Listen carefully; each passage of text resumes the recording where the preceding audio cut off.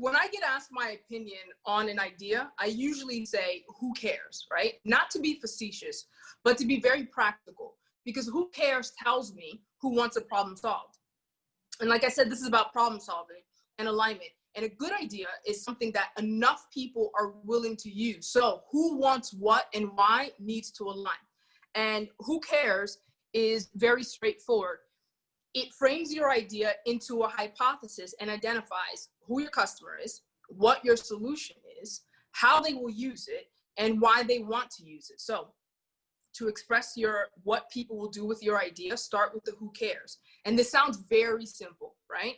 But I'll demonstrate how common people trip up on this area. So I want to start with the concept of the hypothesis. The end goal of who cares is to develop a hypothesis of your idea. So I want to introduce it here so that we know what we're working towards, and we'll frame this conversation in this way.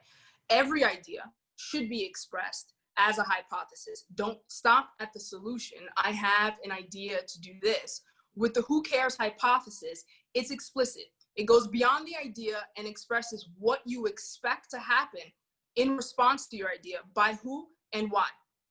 And it's phrased quite simply: if I do this, then people will do that because of some reason. Now, your do this is the idea. It could be anything.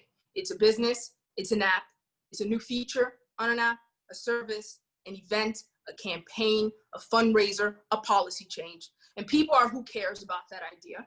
Do that is how people will engage with your idea. This is essentially your business model. Will they buy it? Will they download it? Will they subscribe to it? Will they click on it? Will they attend it? Will they donate to it? Will they adopt it? And the reason is, why would they do this? Now, if we had an example, if we build a social media photo editing and sharing app, then US millennials who take photos with their smartphone and need to share with friends and family will use the free app because it makes it possible to share pro-looking photos without expertise. Now, that sounds like a mouthful, and it's designed that way. But if your hypothesis is true, then you have a good idea, right? So how do we create a good hypothesis? That's what we're about to break down.